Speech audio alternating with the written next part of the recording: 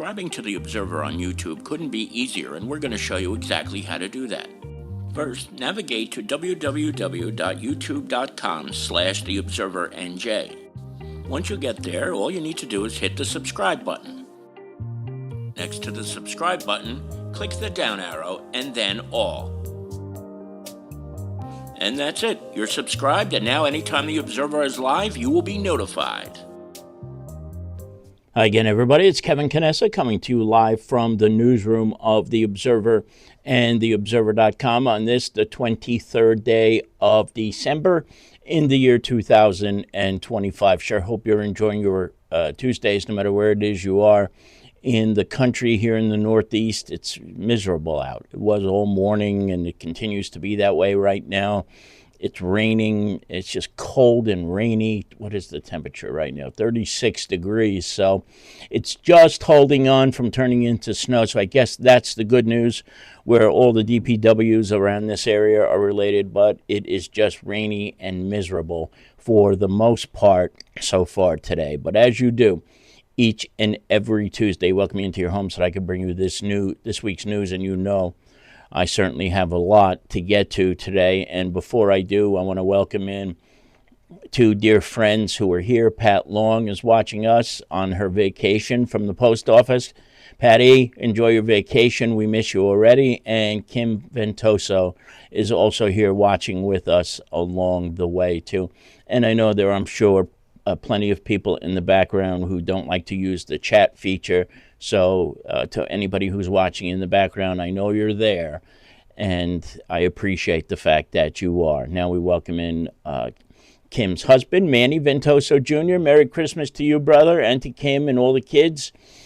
Manny is joining us from somewhere around town, I'm sure, or one of the towns where he goes and does incredible work. So it's always good to see Manny. Barbara Condon is joining us as well from the state of New York. Barbara, hope you're doing okay. I'm sure you're covered in the white stuff, if not now, very, very soon.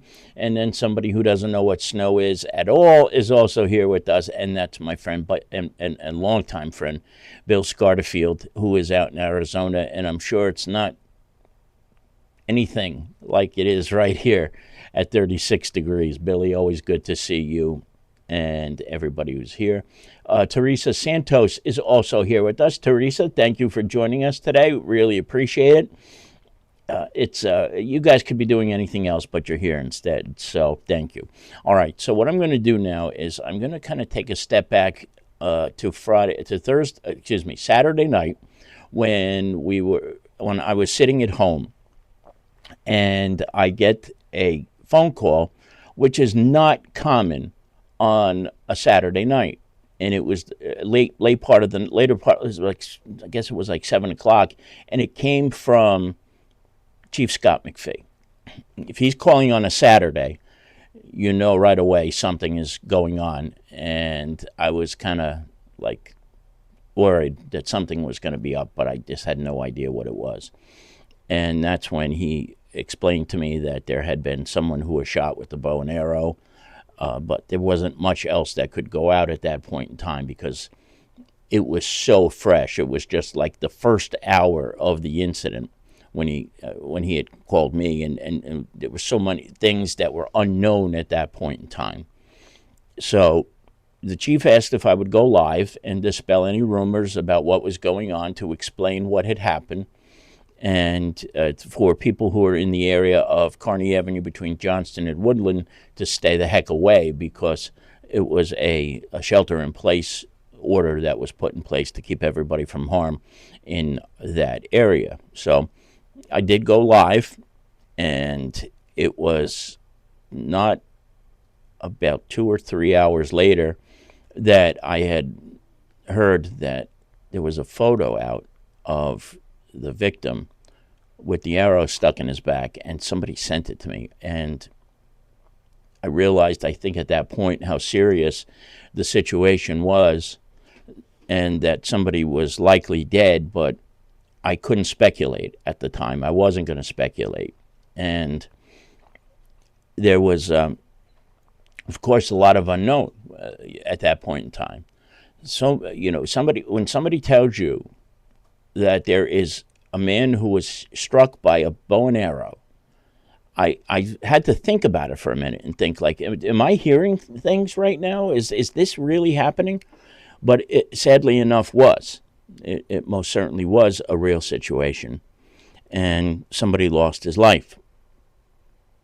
And we cannot lose sight of that fact, because throughout all of this, that is the biggest tragedy. But let me get back to that. I want to just continue along. And so, knowing that there was a situation, I was kind of like in a complete awareness that I wasn't going to fall asleep anytime. And if I did, it probably wouldn't be for a long stretch.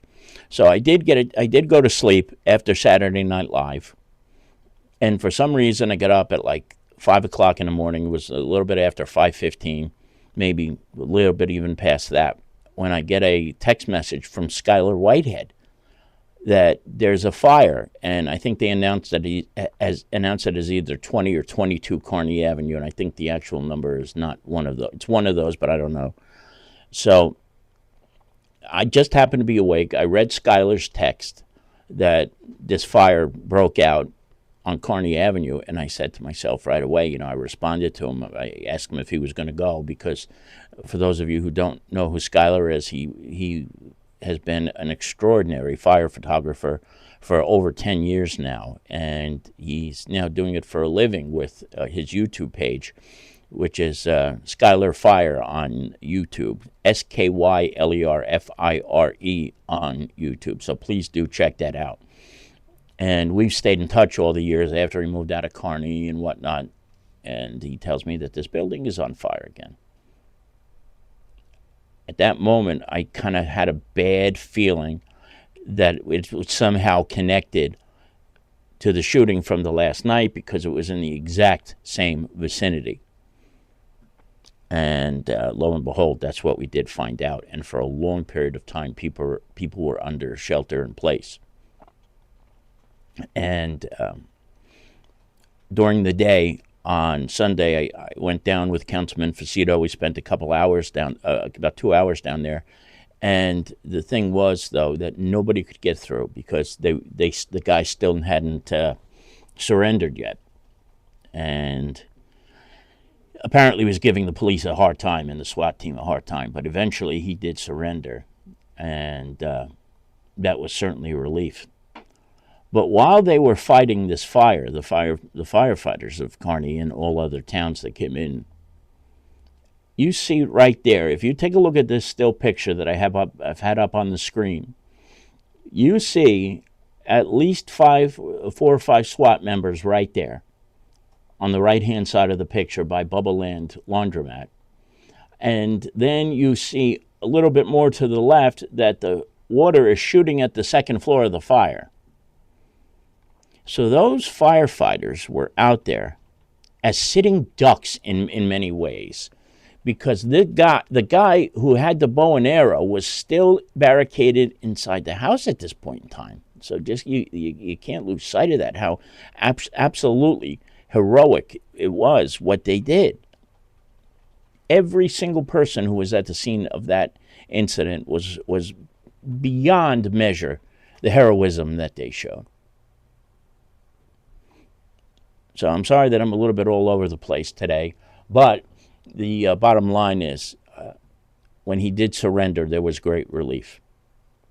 There was tremendous relief.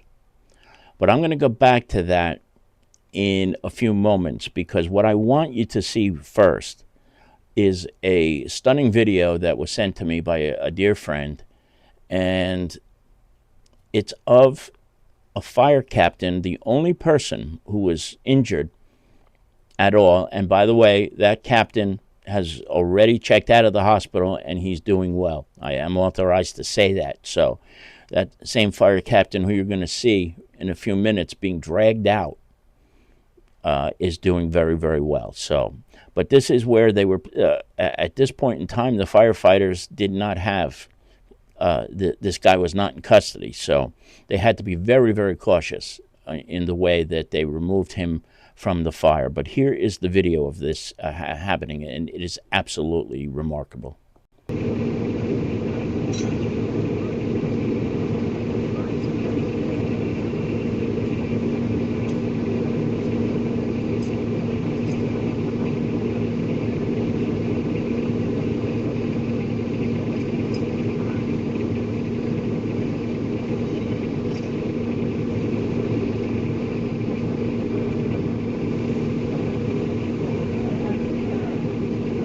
I should have said that it comes toward, you'll see them where the SWAT team is, you'll see the member being pulled out.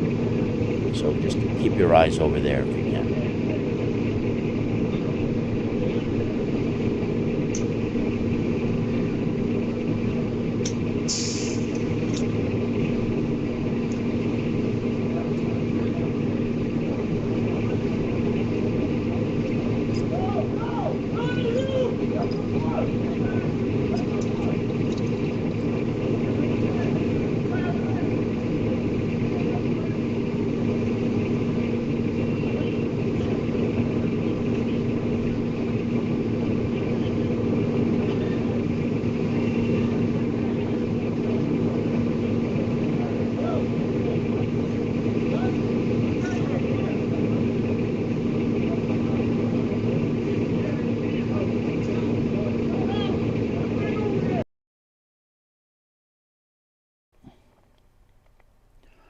That was something. Now, I don't know whether that's how somebody would. I don't think that's how somebody would normally be pulled out of a fire scene. Maybe it is. I apologize if it is. If Eddie McEwen is around, he'll let us know for sure. But what you notice and what is so stark about that particular clip is that as they're pulling him out, everybody's bent down. And there's a reason why that is. Obviously they're closer to the ground, but they have to be very cautious about where they go. There was numerous SWAT people set up at that point in time. So they're taking a great risk, are the guys who are helping him too, because they are just exposed so magnificently, and it just blows my mind that that's what they did. It's really, really something else. But it's so good to hear that he's okay. It really is. Well, what I wanted to do is just to illustrate just how difficult a situation this was. I want to show you a clip of a couple of minutes, courtesy of Skylar Whitehead, of the actual fire, because you really, sometimes what you just saw there may not explain it, and this still photo doesn't give it really much justice. But when you see this video that Skylar took, you'll understand why this situation was as grave as it was.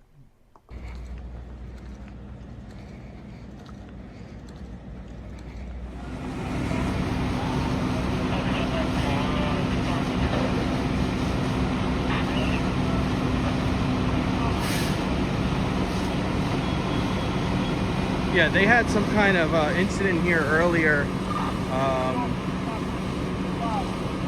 about a person that got shot with a bow and arrow. SWAT team's on scene, so I guess it has something to do with that. That's Skylar Whitehead speaking there. Fire, go ahead.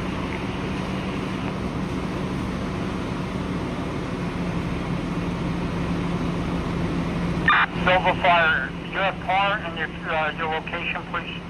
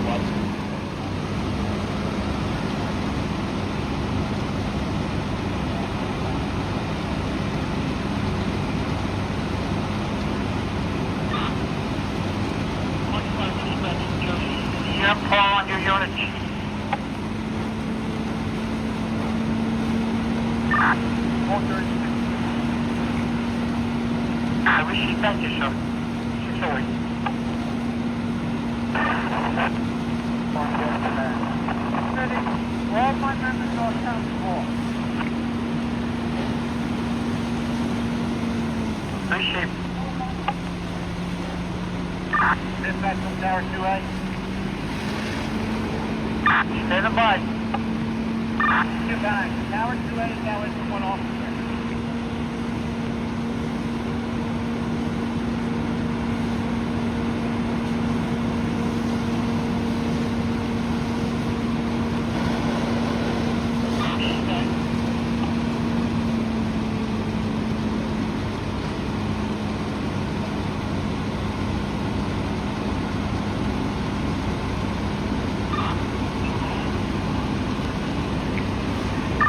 Hold your message. I can get more people around here. I want to start over to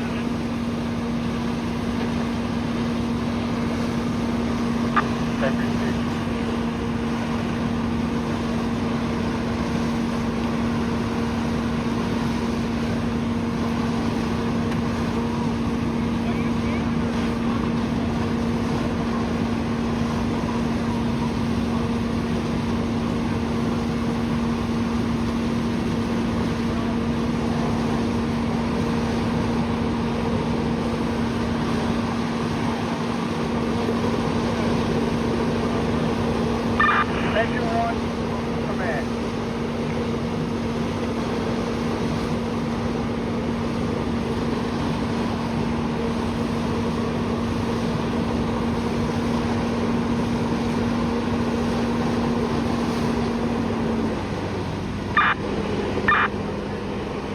Dispatch to command. So there was Skylar Whitehead's video, and I think that demonstrates just what a difficult situation this was. And, you know, I was speaking with one of the Kearney police officers who is also a member of the Hudson County Regional SWAT team. And, you know, I just asked this simple yet silly question. Is this the weirdest that you've ever been involved in? And he said, yes. But then he said, you know, we train for so many things. We train for just about every scenario there is. But how do you train for a situation where somebody shoots a bow and arrow off and kills a man, and then that same man turns the building and sets it on fire? You know, there is no manual that could properly train a human being for something like that. And so many instincts must have kicked in that day. The absolute knowledge that any step taken could have been a fatal mistake, you know, going wherever at any point in time, because they didn't know for sure where this guy was. I think it turned out he was in the basement because the fire was on the upper floor. But just think about that. They still did it despite all of those dangers that they faced. And, you know, sometimes it takes a tragedy to have a greater realization for the first responders. But moments like this show us why we are very, very fortunate in Kearney and in most of this area, too, to have the police force that we do and the fire department that we have. Because that type of work is not normal when you think about it. It just isn't. There is a natural instinct and reaction to go away from fires, and they go toward it. So that is just remarkable. It is just remarkable what they do. It truly is. And when you think about the reality that a man who has several children, one of whom I understand is 6 years of age, you know, you think about a tragedy like this. He was walking home, He didn't want to take the bus home that day, so he walked home. And it cost him his life. But he was walking home, it says the TV news, to go to the store and buy a table so that all the presents for the kids could be laid out on the table. A tragedy like that is something we are not used to around here, thank God. And how is that possible when you consider that we are bordered by two major metropolitan cities? Three, really, if you include New York.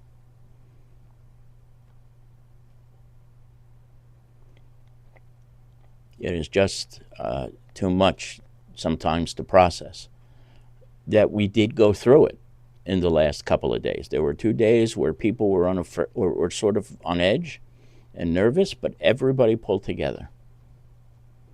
Everybody pulled together. Whether it was the church that opened its doors and canceled services so that people could have a warm place to be and eat. Whether it was Smiley donating pizza to all the people who were eating, who had nothing else to eat. It's just mind-boggling, really, when you think about it, how people banded together. Councilwoman Marytrine DeCastro was on the scene for the entire day on Monday,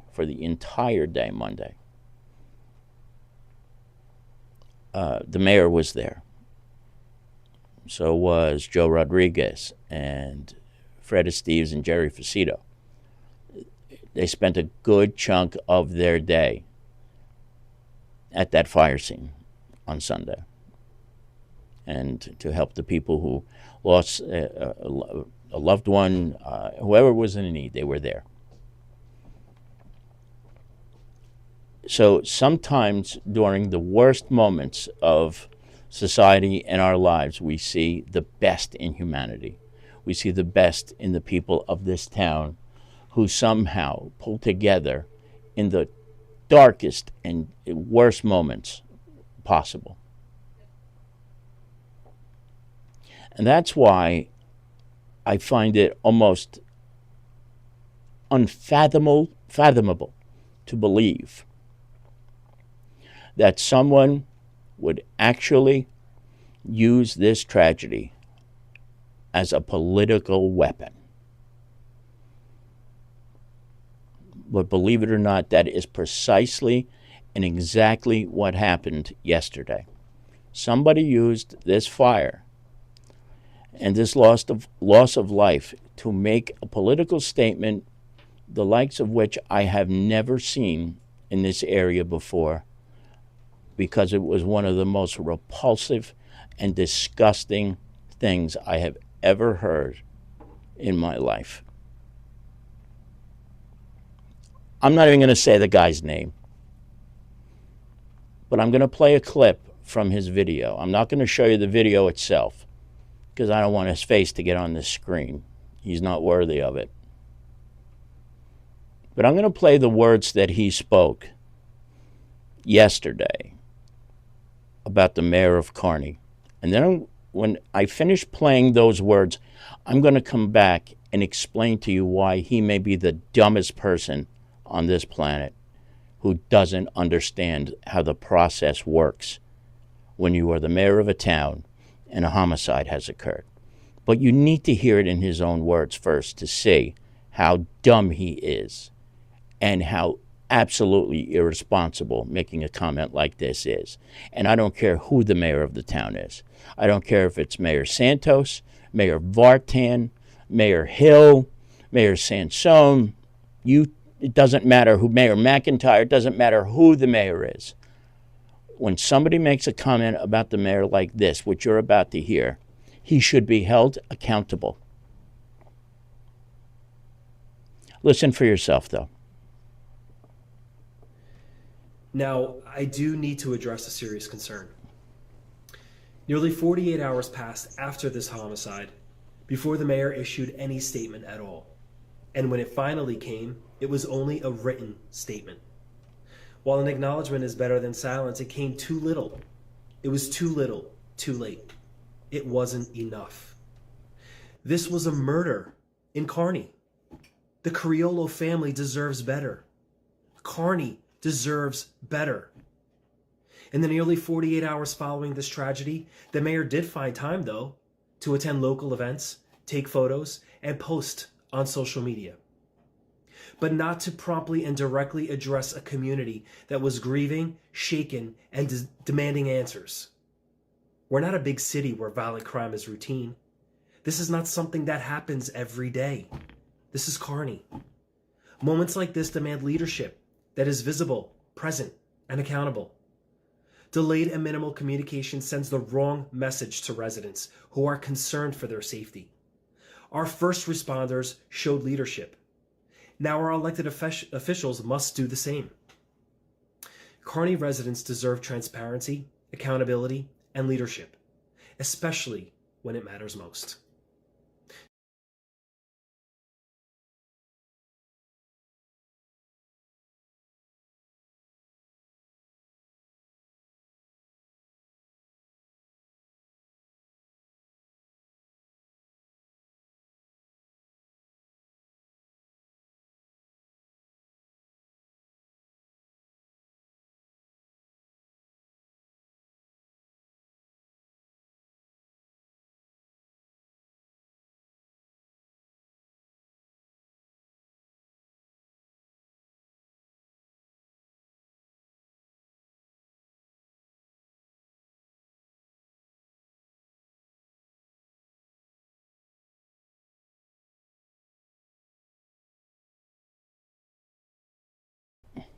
Thank you. Sorry about that.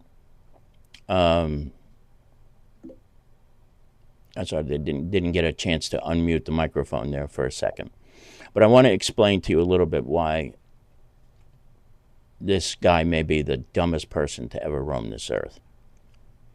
Because if he knew government and he knew how municipalities work, including the town of Kearney, by the way, which he has no clue about, you would understand that he just has no idea what he's doing or what he's saying. When a person is murdered, immediately the case is taken over by the Hudson County Prosecutor's Office. They were involved in every single homicide. The Hudson County Prosecutor's Office is involved, no matter what. At that point, they have to determine as much information as they can before they bring it to the media, to people like me. And sometimes it takes days, multiple days, before this can happen. In this case, the Hudson County prosecutor released its first details about the homicide at around 10:30 on Monday morning. And for this guy to say that she waited for 48 hours before she made a statement, as if that's some kind of thing to be embarrassed about, that statement is what's embarrassing here. Because when these things happen, and if he were ever elected, he would know this, what the prosecutors must do is tell the mayors and the members of the councils when there's a homicide that they cannot speak until the prosecutor has released information. And we weren't anywhere near that on Sunday to be at a place where she would have been able to go out there and make a statement about this. The prosecutor frowns upon it. And Mayor Doyle is one of the people in this country who still follow the letter of the law. Although there are some who tend to not do that anymore. But she happens to be one of the ones who follows the letter of the law. And so to make that into a political statement that she waited 48 hours to make a statement is not only just obscene, she was doing nothing wrong by not making a statement, because that's what she and anybody who is elected would do. Now, I'm sure there are people who violate it all the time, but she doesn't break the rules for things like that. And I'm going to tell you that she spoke to me well before that and gave me a statement to put on theobserver.com.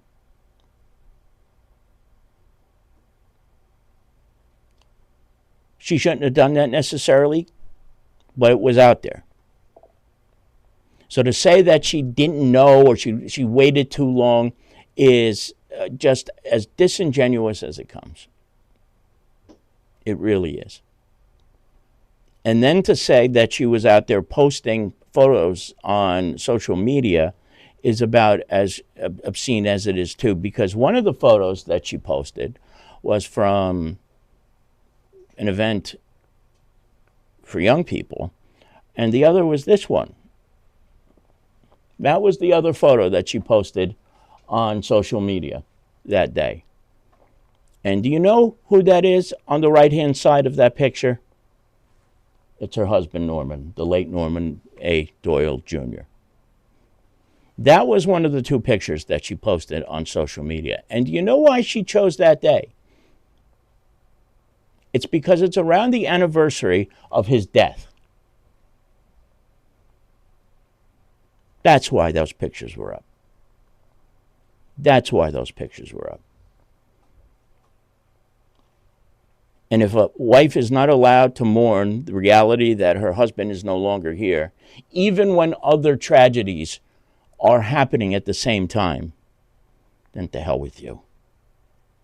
Because that's where you belong. It's that simple. So, I've said a lot about this in the aftermath of what happened. But I could not say something, because this crossed a line that cannot be uncrossed. And it's just remarkable that somebody would ever do this in the light of a tragedy like this. Now, also this weekend, Councilwoman Marytrine DeCastro had a great event. Sorry, I'm having trouble speaking today. I have no idea why that is. A wonderful event for more than 70 children over the weekend, and this took place at the American Legion. Santa is there. That's the great Jack Dunphy playing Santa. And so many kids had a beautiful day. And you see there's gifts everywhere. And this was an enormous undertaking for Marytrine. It's the second time she's done it. And she brings so much joy to the children in that short amount of time that they get to spend together. So I'm going to have a full recap on this in the the December 31st edition of the Observer. But I wanted everybody to get a chance to see this, especially if you didn't go, because she really does put a lot of time and effort into this, and it really does change the lives of those little kids who get something. Sometimes maybe they wouldn't even, you never know. And it was just a marvelous day that Marytrine put on, and I'm so grateful to her for sharing all of that with us, because she does a great job. She truly does. It is 5 minutes past the hour. Kevin Canessa here with you on the Observer Live. Before I sign off, I want to thank all of you for joining us today and for joining us as you do each and every week. I don't often say this enough, but on behalf of Lisa, Bob, Tina, Michelle, myself, we are so grateful to all of you, because you spend your time with us when you could be doing whatever it is you want. And that means more than I could ever say. So this holiday season, this Christmas season, I wish everybody a Merry Christmas and the best for 2026.